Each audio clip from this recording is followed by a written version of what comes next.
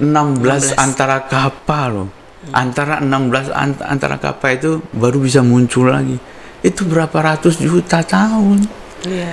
Sehingga itu benar-benar sangat dipikir-pikir kalau direnungkan ini.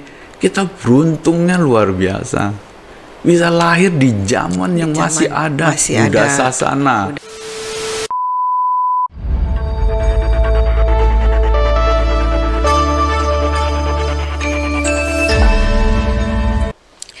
Namo Sang Hyang Adi Budaya, Namo Buddhaya. Ya, Namo Buddhaya.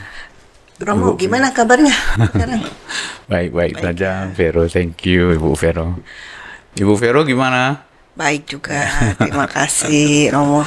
Romo, kalau saya lihat nih, sekarang ini kan banyak yang bilang ya, jumlah umat Buddha makin menurun, gitu. Tapi juga ada yang bilang, enggak, di Barat meningkat gitu ya. Menurut Romo gimana tuh Romo sekarang itu? Ya, itu sebenarnya meningkat sih ya. Oh, meningkat ya? Hanya karena penduduk Indonesia kan meningkat juga cepat. Dari ukurannya 240 dulu, 270 cepat. Cuman kita meningkatnya persentasenya dikit. Iya. Jadi dibandingkan dengan mereka secara persentase, yang lain ya kelihatannya berkurang gitu ya. Padahal jumlahnya hampir naik dikit. Naik juga ya, dikit ya. Oke. Jadi apa nih tindakan kita nih? Ya sebenarnya ini kalau mau diceritain sih ya karena kita juga sih ya sebenarnya kita tidak fokus pada pendidikan anak-anak yang mulai dari sekolah umum gitu ya. Jadi ya nggak masalah lah, ini sudah berjalan ya, hanya kita sekarang perkuat kualitas ya aja ya. Kuantitas tetap jalan seperti biasa, semua perkuat kualitas itu jauh lebih penting menurut saya gitu. Karena kalau kualitasnya ini akan mencontoh, yang lain akan mencontoh ya. Ternyata ajaran Buddha itu sangat menarik itu. Jadinya kalau bisa demikian saya rasa sih itu sudah bagus ya. Kalau kuantitas aja, kuantitas memang perlu, tapi yang lebih penting kualitas lah saya rasa. Juga mungkin begini ya Romo ya. Kan biasanya itu kalau agama lain, mohon maaf ya, biasanya kan misalnya ada yang pindah gitu ya, misalnya pindah gitu kan mereka mungkin senang gitu. Kayaknya kalau di agama Buddha tuh cool gitu ya. Oh, masuk boleh, enggak juga enggak apa-apa gitu ya, karena kan Buddha sendiri mengajarkan ya, maksudnya enggak penting gitu untuk orang berpindah ajaran gitu ya, guru ya. Yang penting dia menjalankan apa yang Buddha sampaikan gitu ya Romo ya. Ya, Buddha sampaikan ya hanya ini gimana ya, kayak kalau agama Buddha itu kayak agama pendidikan gitu lah ya. Jadi harus ada minat yang benar-benar mau baca, mau mendengarkan, mau diskusi, itu yang penting. Sebenarnya penghormatan saja dengan ritual atau apa boleh-boleh aja, itu bagus itu untuk mengurangi kesombongan kita, tapi belum cukup ya. Jangan mudah, harus dipelajari dulu, baru bisa timbul keyakinan ya. Keyakinan ya sudah mulai timbul berbarengan dengan penghormatan kita udah pasti ya. Jadi begitu keyakinan ini makin maju, makin dalam, dan ingin praktekkan langsung ajaran Buddhanya ya. Jadi dengan praktekkan yaitu bermeditasi, vipassana, dan samatha juga ya, sehingga mencapai membuktikan ajaran yang Buddha ajarkan gitu ya, teori itu, teori untuk kita keluar dari samsara gitu ya. Terus kemudian Buddha sendiri kan ada menyampaikan nih Romo, kalau Ajaran beliau. Ya, ajaran beliau Lenyap. nanti mungkin Lenyap. akan lenyap gitu ya. Mungkin ngeri-ngeri juga nih kita nih ya. Padahal menurut kita ajarannya bagus. Kalau lenyap bagaimana gitu ya. Mungkin Romo bisa sampaikan. Baik, baik. Ya, seperti yang kita topik hari ini ya, lenyapnya ajaran Buddha. Ya. Itu wajar sebenarnya. Itu hal yang alami, proses alami. Ya, itu dari Buddha-Buddha yang lampau. Ya, kita kan sudah ada di bumi ini. Ya, ada satu mahakapa namanya, masa proses siklus dari dunia ini, yaitu bumi ini begitu terbentuk sampai hancur dan terbentuk, ya itu satu siklus ya. Nah itu sudah muncul ada 4 Buddha ya. Di Mahakapa kita yang sekarang ini. Namanya Badakapa. Kita ini kappa yang muncul 5 Buddha. Nah, kita beruntung sebenarnya. Ya. Nah, 5 Buddha. Udah ada Buddha pertama Kakusanda Buddha, Konagamana Buddha, Buddha Kasapa, Buddha Gotama.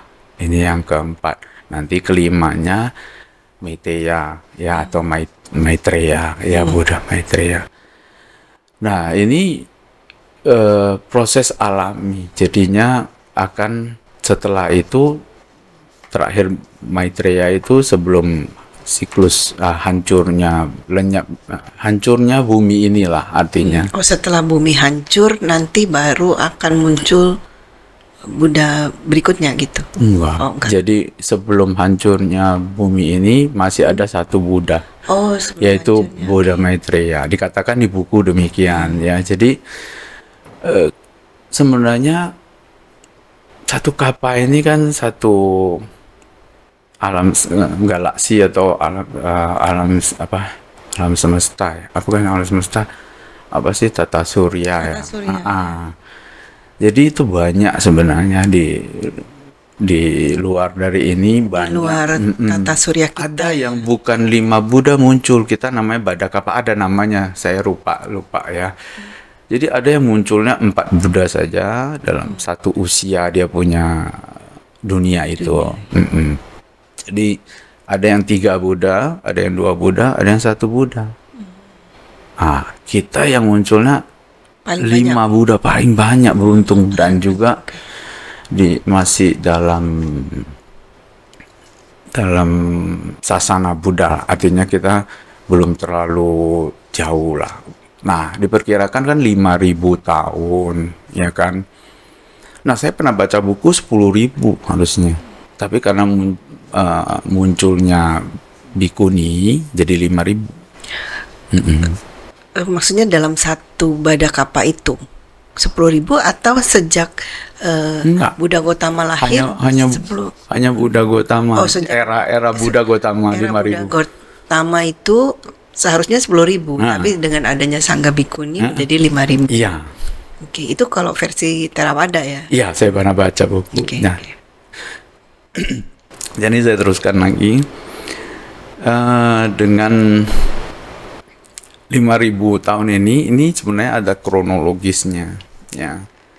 Saya baca buku tersebut juga sedih juga ya melihat demikian ya. Jadi ada 5 pelenyapan sebelum ajaran Buddha lenyap ya. Ada 5, dibagi 5 kronologisnya ya. Awal-awal itu adalah lenyapnya tingkat kesucian. Nah, jadi pertama lenyapnya tingkat kesucian itu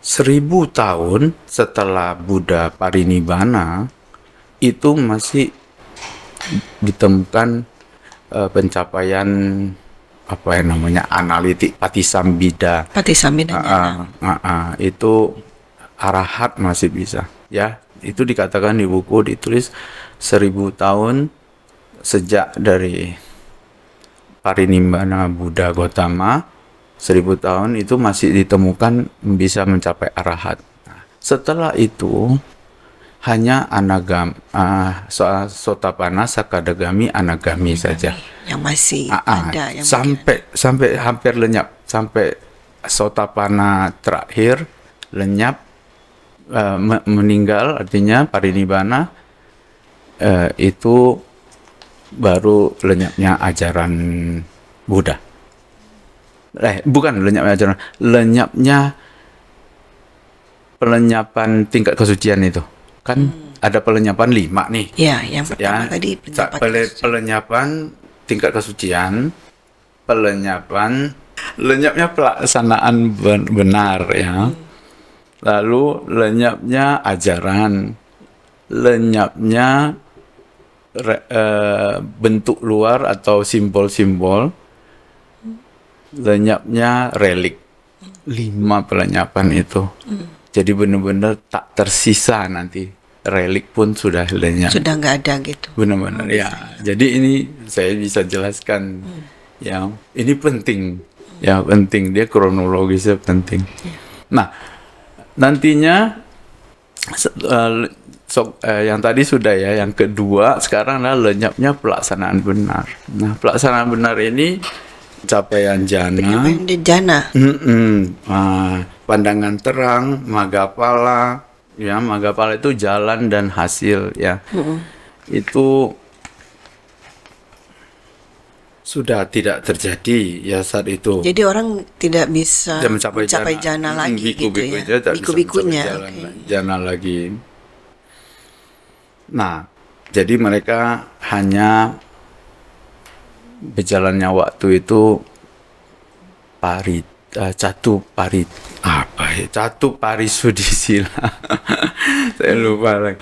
Jadi ada Patimokkha sila, biku itu sila biku. Ya, Indriya Samwara.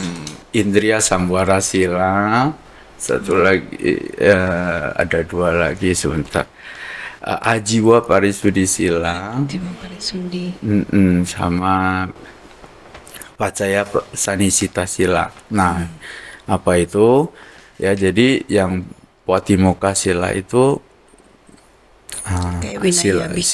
sila biku. Ya, Indriya Samwara itu adalah menjaga indranya, ya, supaya ya misalnya mata tidak jelalatan atau apa, ya, itu indranya dijaga, ya, itu silanya. Ajiwa Parisudisila, ya, penghidupannya, ya, tidak berbisnis, tidak apa, ya, itu dia punya penghidupannya sesuai sila lah, ya. Saya juga saya tanya nih, Romo, kan kadang-kadang ya mungkin ada, mohon maaf ya, ada yang bisa beri jimat-jimat gitu ya untuk kemakmuran gitu. Berarti termasuk ini nggak boleh ya, Romo, ya? Enggak, tidak sesuai. Tidak sesuai, ya. Di buku dikatakan tidak sesuai. Ini, ya. Okay. Sama Pacaya Sanisita sila, ya, mengenai 4 kebutuhan pokok itu, ya. Jadi hanya itu yang dipegang saat itu. Ya, tidak ada yang bisa mencapai jana pun sudah tidak, ya. Lalu berjalannya waktu juga, seiringan waktu, ya,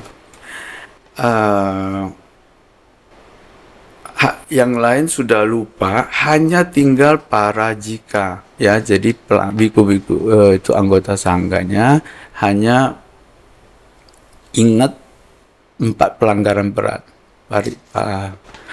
Parajika, ya, Parajika 4, yaitu 1, tidak membunuh, ya, tidak mencuri dan berhubungan seksual. 1 lagi terakhir adalah apa itu? Saya lupa, sebentar ya. Mengatakan dirinya mencapai tingkat kesucian, ya. Ya, itu nggak boleh, ya. Itu pelanggaran berat, ya. Jadi mereka masih ingat ini.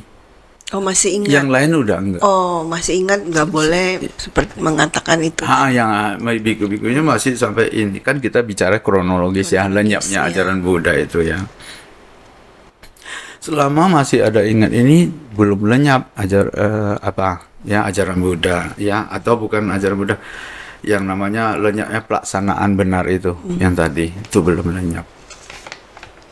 Nah, setelah lenyapnya setelah ada biku terakhir ya, angkatan terakhir yang melanggar itu, nah artinya antara tadi ya parajika itu ada salah satu dilanggar, ya udah bikunya juga yang angkatan terakhirnya, nah dikatakan di situ lenyapnya pelaksanaan benar. Nah, yang ketiga yaitu lenyapnya ajaran, ya lenyapnya ajaran. Ya. Jadi dari ajaran itu kan kitab suci kita Tripitaka. Nah, Abhidhamma lenyap duluan. Jadi dari Abhidhamma ada 7 kitab ya. Kitab Patana dulu, berurutan lah. Patana, lalu Yamaka, Katawatu, Ugalapanyati, dan Tatukata ya. Sampai seterusnya hilang. Lalu diikuti berjalannya waktu Sutta Pitaka ya. Sutta Pitaka itu hilangnya, lenyapnya, mulai lenyap, tidak diingat lagi, yaitu mulai dari Anguttara Nikaya dulu. Dia ada urutannya sebenarnya. Nah, dikatakan di buku Anguttara, setelah itu bukan Majjhima sih, Samyutta Nikaya, habis itu baru Majjhima Nikaya, baru habis itu Digha Nikaya ya, jadi dan seterusnya.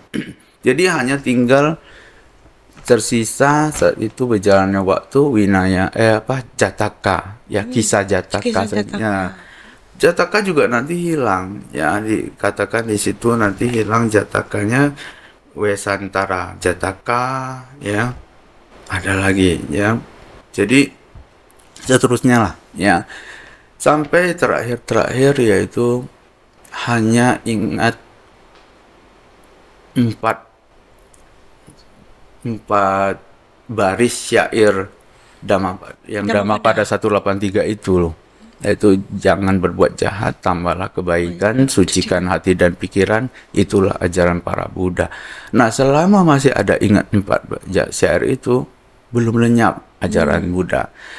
Begitu nanti saat itu zamannya dikatakan nanti pemerintahannya ternyata ada yang minat ajaran Buddha, dia punya raja atau presiden atau apalah, pokoknya pemimpin saat itu negara itu dari negara Buddhis pastinya, memberikan hadiah besar emas ya bagi masyarakat atau warga yang masih ingat 4 syair itu. Sampai segitunya. Seperti itu. Karena mau mempertahankan masih adanya ajaran Buddha gitu. Ternyata ya kalau sampai sudah nggak ada, saat itu nggak ada, dan dia punya hadiah juga dibalikin lagi ke kerajaan. Maka itulah lenyapnya ajaran. Ya, jadi itu udah ada pelenyapan, udah 3 ya. Lenyapnya tingkat kesucian, ya, lenyapnya pelaksanaan benar, lenyapnya ajaran, ya, lenyapnya satu, yang keempat adalah relik. Bukan relik, sorry. Relik yang kelima tadi. Yang kelima, satu lagi lenyapnya simbol. Oh, simbol. Ya, seperti simbol. Apa tuh simbol? Nah, jadi dikisahkan di situ nantinya bikunya juga sudah menunjang anak dan istri, sudah punya istri dan anak. Bikunya. Jadi iya. Nah, lalu mereka jubahnya pikir ini apa gunanya gitu kan. Jadi mereka sudah potong-potong jubahnya. Ya, dikecil-kecilin, ditempel ke sini atau diikat kepala atau apalah. Jubahnya kecil-kecil jadinya. Ini potongnya kecil. Dikatakan di situ, ya. Sedih nih bayangkannya. Ya.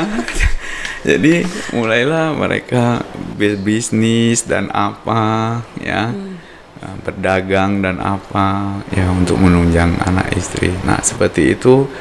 Nah sampai di itu lenyapnya simbol-simbol, sampai simbol pun sudah nggak dikenal lagi saat masyarakat saat itu ya. Lalu lenyapnya relik yang kelima.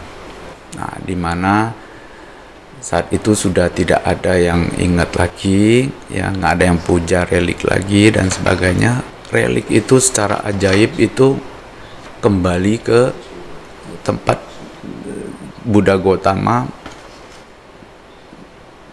mencapai penerangan sempurna di hutan Gaya itu, ya pohon Bodhi tersebut.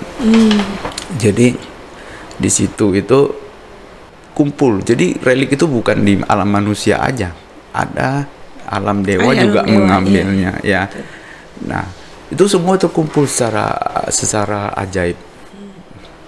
Nah di situ para dewa yang berjumlah dari 10 penjuru dunia, pokoknya 10 penjuru deh, ngumpul semua di sana, sama Brahma juga ya, jadi para dewa. Nah di situ terbentuk reliknya, itu terbentuk rupang Buddha. Membentuk seperti rupang wujud Buddha, rupang Buddha. Nah secara ajaib juga ajaran diajarkan kembali terakhir ya. Untuk terakhir kalinya sebelum lenyap. Waktu itu manusia nggak ada yang hadir. Jadi hanya para dewa dan Brahma aja yang hadir. Manusia kan udah terakhir, bikunya udah berkeluarga, dia bikunya punya anak istri, udah lupa dah, simbolnya juga udah hilang. Saat itu nggak ada. Nah para dewa kan usianya panjang, ya dewa Tawatimsa aja 36 juta, ya kan? Kalau dewa Catumaraja 9 juta tahun panjang. Sedangkan ajaran Buddha kan 5.000 tahun, tinggal 2.400-an lagi loh, ya kan? Kalau dipotong, Waisak sekarang berapa sih? 2.567 ya, 67 saya lupa. Ya, jadi tinggal segitu. Nah saat itu para dewa mendengarkan ada yang mencapai merealisasikan ajarannya, ada yang para dewanya ribuan, kata di situ ribuan. Nah setelah itu semuanya nangis ya, para dewa menjerit dan nangis ya, dan menyatakan bahwa di situ tertulis, hai para dewa ya, atau apa ya, mulai dari 1 minggu ini, setelah ini ajaran Buddha Sasana telah lenyap ya, atau masa kegelapan makhluk dunia kita ini, semua makhluknya memasuki masa kegelapan di mana kosongan ajaran Buddha ya.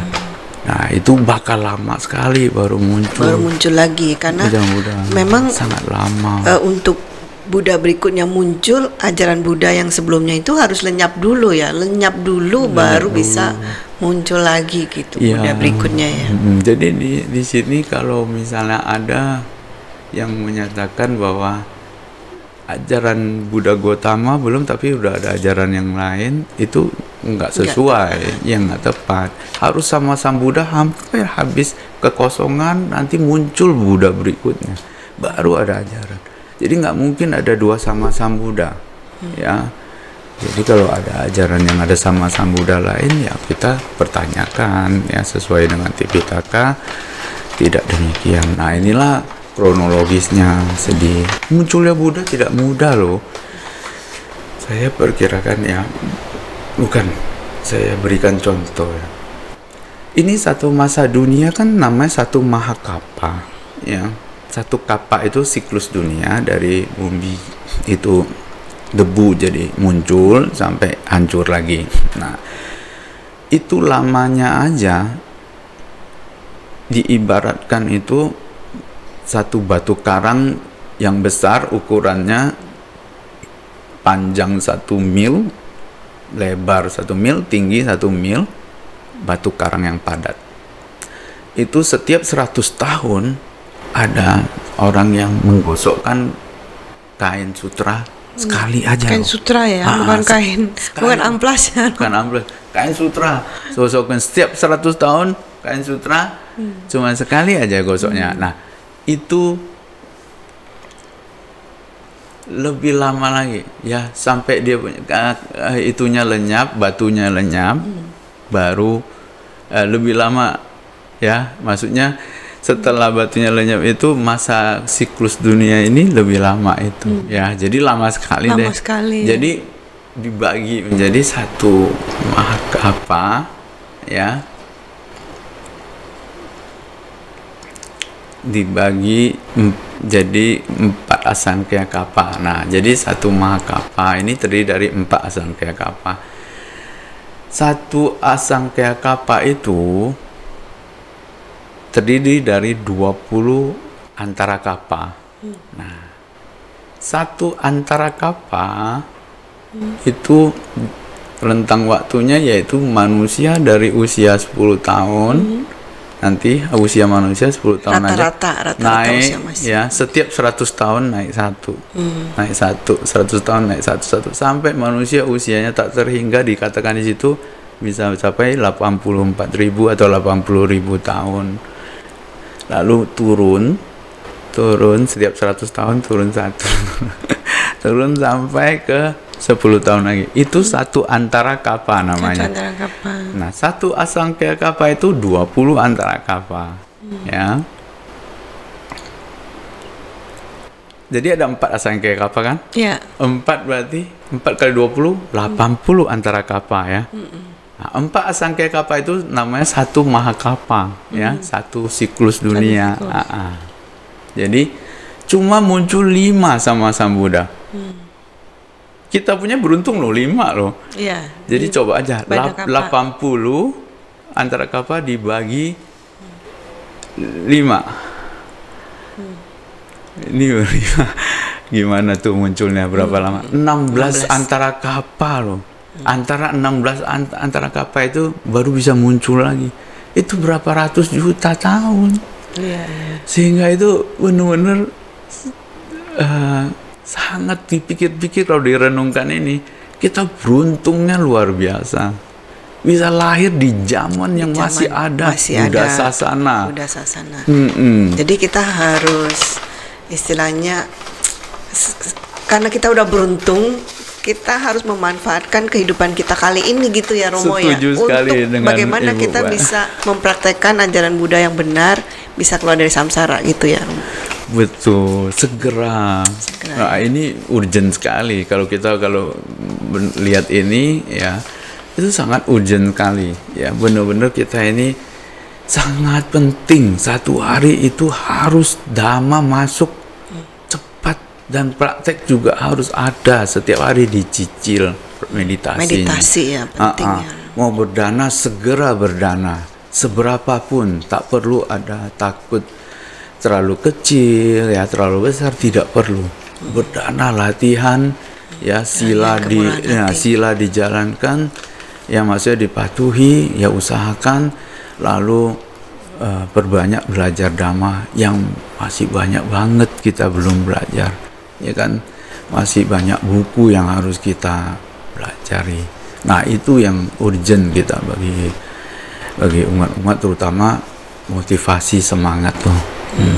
Apa nggak beruntung sekali? Itu beruntung sekali kan? Betul. Itu sangat jarang. Satu antara kapa itu udah lama banget itu. Usia kita 10 ini sekarang masa penurunan usia kita. Nah, dimana? Nah, nantinya yang kita bahayanya di sini adalah ajaran salah muncul, ya, mica dhamma namanya. Nah, di situ buku tulis mica dhamma juga harus waspada. Dimana nanti ada yang katakan, udahlah, nggak ada yang bisa mencapai kesucian lagi, kita nggak mungkin, kita semuanya dwihetuka, gini. Nah, itu yang ajaran salah. Dikatakan contoh di situ ya, banyak yang sudah ini dah, ya. Makanya sekarang kalau kita sudah mengetahui ini, harus semangatnya kita double triple, harus tiap hari harus ada, dicekokin lah ibarat dhamma. Betul. Dhamma harus Mumpung masih bisa mencapai jana ya kita ya, manusia bisa capai jana, masih ada yang bisa mencapai kesucian ya. Nah, masih ada anagami, sakadagami, asodawana. Masih ada. Masih ada ya. Baik. Terus Romo, dari tadi yang Romo bahas, ada satu hal yang saya tertarik, itu kayaknya apa ciri-ciri kemunduran gitu ya. Ajaran Buddha itu banyak yang berhubungan dengan biku nih kalau saya lihat ya. Biku ini. Jadi istilahnya kan winaya biku tuh menjadi penting gitu ya. Jadi kalau saya tangkap, kita juga sebagai umat istilahnya harus menjaga bikunya ya, supaya bikunya bisa tetap menjalankan winayanya dengan benar gitu ya, benar. Begitu seperti itu ya. Saya tadi lupa tambahkannya. Jadi dari saat itu umatnya dulu yang benar-benar nggak ingat ajaran lagi. Nah, yang ingat ajaran Buddha. Oh, jadi umat bukan biku ya. Okay. Jadi umatnya dulu yang mulai sudah nggak tahu lagi tata sila apa nggak tahu lagi ya, mulai nggak mendukung sangga lagi. Jadi kehidupan sangga itu tidak didukung, sehingga sangga pun tidak menambah anggota lagi. Orang umatnya udah kan dari umat kan semua anggota sangga yang minat jadi anggota sangga udah nggak ada generasi itu. Jadi dari situ udah tidak menambah anggota sangga. Ya udah itu makin menjaga-jaga itu kan ada yang sudah meninggal ya, terus ya bagian itu seperti itu. Jadi terakhir yang masih ingat ajaran Buddha itu hanya biku aja. Biku yang umat biasa udah lenyap saat itu, zamannya udah lenyap. Makanya kita duluan yang nggak ingat ajaran Buddha. Biku ini masih terakhir. Nah, sampai biku yang tadi lo punya istri dan anak udah nggak bisa lagi. Itu udah benar-benar kronologis lenyapnya. Itu antara Sariputra menanyakan pada Buddha menjelaskan kepada Yang Mulia pertanyaan Sariputra, Yang Mulia Sariputra. Oke. Baik Romo, kalau gitu saya bisa simpulkan kalau memang lenyapnya ajaran Buddha itu memang sudah pasti gitu ya, sudah itu. Tapi mungkin kita bisa menjaga gitu ya, benar nggak? Pertama mungkin selama ajaran Buddha ini masih ada, masih eksis gitu, ajaran Buddha Gautama itu masih eksis, apalagi kita di Badakapa yang Buddhanya itu nantinya kan ada 5, sekarang udah 4 gitu. Jadi kita sangat beruntung ajaran Buddha masih ada, masih ada masih mungkin untuk mencapai tingkat kesucian. Jadi kita sebagai umat harus rajin belajar Dhamma dan mempraktekkan Dhamma atau bermeditasi gitu ya, supaya kita bisa dalam kehidupan ini, dalam bada ini, dalam bada kapa ini kita bisa keluar dari samsara gitu ya, Romo. Ya, tapi yang penting adalah bukan hanya umatnya belajar Dhamma juga, mendukung anggota sangga, supaya kita juga mendukung.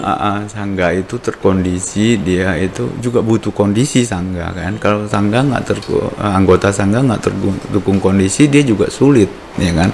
Misalnya mereka juga butuh makan, kesehatan ya, obat-obatan, tempat tinggal dan sebagainya. Itu kan sokongan dari umat Buddha. Ya umat Buddha belajar itu, makanya umat Buddha mempunyai tanggung jawab untuk menyokong ya, yang punya waktu untuk baca Tipitaka bukan perumah tangga loh, lebih banyak waktunya kan harusnya anggota sangga. Anggota sangga itu mereka kan tidak usah harus berbisnis, tidak harus mengurus rumah tangga, anak istri nggak ada, sehingga waktu banyak itu yang bisa melindungi ajaran Buddha atau Tipitaka itu anggota sangga pasti. Nah umat karena sibuk sana sini, malam udah capek mau belajar, mau baca buku, nah kadang-kadang nggak fokus ya, nggak ngerti juga dan harus gitu.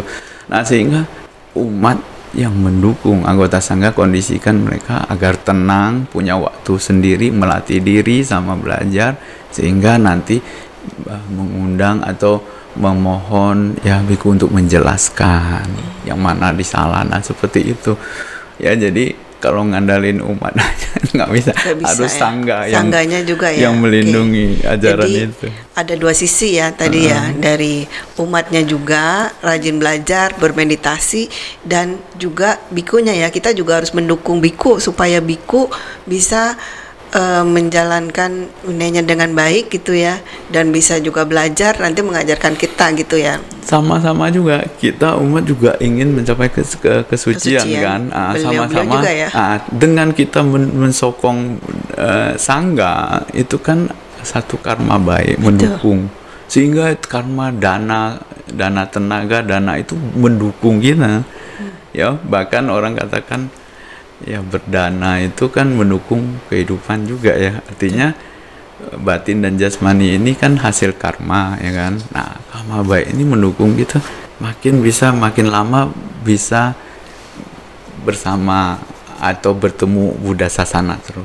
Karena untuk bertemu Buddha Sasana ini dari hasil dana sila meditasi kita ya, karma terutama dukung. Kalau sudah enggak ya sudah, antara kita mati, kita sakit ya udah, nggak tahu mati lahir di mana, ketemu lagi Buddha Sasana ya kan.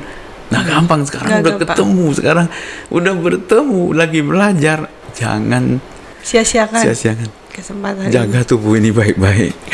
Dan terus tubuh ini kalau udah panjang umur, jangan hanya terlena dengan panjang umurnya, secepatnya hari demi hari, karena kita tidak tahu kapan kita bisa tiba-tiba meninggal. Putus hubungan dengan Buddha Sasana bisa ya. Karena belum tentu kita lahir sebagai manusia masalahnya. Kalau hewan udah terputus dah pasti. Iya, susah ya belajar dhamma. Walaupun masih ada dhamma di sini, nggak ngerti aja umumnya. Sulit gak kita kalau kebayangkan untuk jadi manusia itu sulit. Apalagi ketemu dengan dhamma itu juga lebih sulit lagi. Baik Romo, terima kasih pencerahannya untuk kita semua. Semoga kita semua bisa berlatih ya, berlatih lebih rajin sebagai umat, kita berlatih dhamma dan berpraktek dharma juga ya tadi, bermeditasi dan juga bisa mendukung sangga ya. Iya, mendukung sangga. Baik, terima kasih Romo. Sama-sama. Ya, terima kasih juga ya, dengan Namo Buddhaya Ibu Vero, sehat-sehat ya. Terima kasih. Ya.